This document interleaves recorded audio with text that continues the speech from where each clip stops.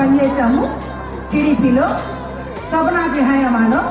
అప్పటి నుంచి మాకు ఎప్పుడు ఇలానే ఉన్నాడు సాయిబాబా చౌదరి. ఆనాటి నుంచి నేటి వరకు మహిళలంటే గౌరవం, మర్యాద అన్నీ తెలుసు సాయిబాబా చౌదరి గారికి. మీరు ఇంతింత వటుదింత అన్న సంతానం మీరు ఇంకా ఎదుగుతారు, ఎదగాలి అని చెప్పి మనస్ఫూర్తిగా వారిని మరొక్కసారి కోరుకుంటూ కొంచెం గట్టిగా ఉండాలి ఈసారి. అదే మనస్ఫూర్తి కోరుకుంటున్నాము మేడం.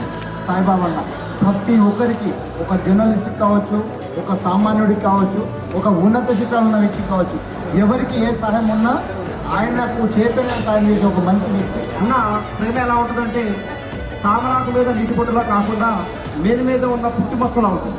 ఒక్కసారి ఆయన కనుక ప్రేమాభిమానాలు చూపించడం మొదలుపెట్టాడంటే అదే విధంగా ఉంటుంది. ఎందుకంటే జర్నలిస్టులందరూ వ్యక్తిగతంగా జరిగిన కార్యక్రమాలు రాయడం వేరు, అభిమానంతో రాయడం వేరు. ఏదైతే రాజకీయాలకు అతీతంగా ప్రతిసారి సాక్రిఫైస్ చేసుకుంటూ వచ్చారు, అది ఇక్కడ ఉన్న ప్రజలకి తెలుసు, నాయకులకు తెలుసు, ఆయన ఆశీర్వదించే వాళ్ళకి తెలుసు, ఆయన అభిమానులకు తెలుసు. కానీ అన్న ఇందాక రాహుల్ అన్నట్టు సాక్రిఫైస్ ఎక్కువ కాలం కూడా మంచిది కాదు. మీలాంటి నాయకులు ప్రజాక్షేత్రంలో ఉన్నప్పుడు మంచి పదవులు ఉంటే మరింత ముందుకు వెళ్తారు. కరోనా సమయంలో కూడా ప్రాణాలు వడ్డి ఎంతో మందికి సహాయ సహకారాలు అందించినటువంటి మొట్టమొదటి వ్యక్తి. ఎందుకంటే మీడియా వాళ్ళ తర్వాత ఎప్పుడైనా ఎక్కడైనా కనపడ్డారు అని అంటే ఆయన ముందుకెళ్ళి ఒక మాస్క్ కూడా లేకుండా సేవ చేసినటువంటి వ్యక్తి సాయిబాబాను. ప్రతి ఒక్కరు గుర్తుపెట్టుకోండి, చేతిలో మొబైల్ ఉంది.